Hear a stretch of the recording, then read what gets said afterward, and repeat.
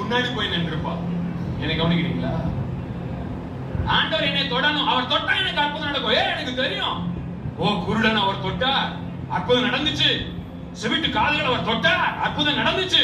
குஷ்டரோகிய தொட்டார், சுஸ்தமானவன். எனக்கு தெரியும், நான் கேள்விப்பட்டிருக்கிறேன். சோ அவர் என்னை தொடும்படி நான் அவருக்கு முன்னாடி போய் நிற்கிறேன். அப்படி இல்ல, அவரை தடுத்து அவர் என்னை தொடரும் அப்படி நினைக்கல. இல்ல இல்ல, நான் இந்த வசனத்தை பிலீவ் பண்றேன். இதுவரைக்கும் இப்படி ஒரு அற்புதம் இந்த ஏசப்பாவுடைய அந்த 3.5 வருஷத்துல நடக்கவே இல்லை. எத்தனை பேருக்கு ஒத்துக்கிறீங்க இந்த வார்த்தைய? இதுவரைக்கும் இப்படி நடக்கவே இல்லை. பாருங்க, அவ வித்தியாசமா யோசிக்கிறா. ஜீசஸ், ஆமாப்பா, இயேசு வந்து பேசினார்னா மரியாளுக்கு என்ன பிலீஃப் இருந்துச்சுன்னா, அவர் என்ன சொல்லுகிறாரோ அதன்படி என்ன செய்யுங்க. அப்ப தண்ணி திராட்சரசமா மாறும். ஏதோ திராட்சரசம் கிடைச்சிரும், எப்படியோ நம்ம சாட்டிஸ்ஃபைட் ஆயிடுவோம், அவர் அற்புதம் செஞ்சிருவார் அப்படி சொன்னாங்க. ஆனா இந்த பெரும்பாடுள்ள ஸ்திரீக்கு வித்தியாசமான ஒரு விசுவாசம்.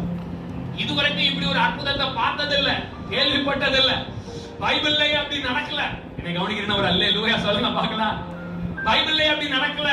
இவ ஒரு வித்தியாசமா யோசிக்கிறா. இல்ல, அவர் என்ன பார்க்க கூட தேவையில்லை, அவர் எனக்காக நிக்க கூட தேவையில்லை, அவர் என்ன பத்தி பேச வேண்டிய அவசியமே இல்ல, யாருக்கும் என்ன பத்தி தெரிய வேண்டிய அவசியம் இல்ல.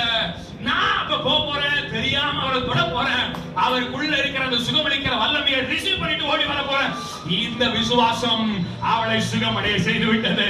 எத்தனை பேர் விசுவாசிக்கிறீங்க? ஒரு அல்லேலூயா சொல்லுங்க பார்க்கலாம்.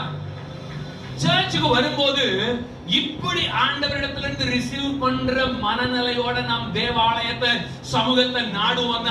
நான் நிஜமா சொல்றேன், அவர் வறண்ட நிலத்தில் ஆறுகளை ஓட பண்ணுகிறவர், அவாந்திர வெளியில நீரூற்றுகள். எத்தனை பேர் விசுவாசிக்கிறீங்க? சத்தமா சொல்லுங்க ஒரு அல்லேலூயா. சத்தமா சொல்லுங்க ஒரு அல்லேலூயா. சங்கீதம் 63ல தாவீது இப்படியாக ஸ்டார்ட் பண்றா போறீங்க. வாசிங்க பார்க்கலாம்.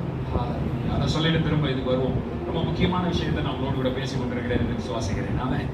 தேவனே, நீர் என்னுடைய தேவன், அதிகாலமே உம்மை தேடுகிறேன், வறண்டதும்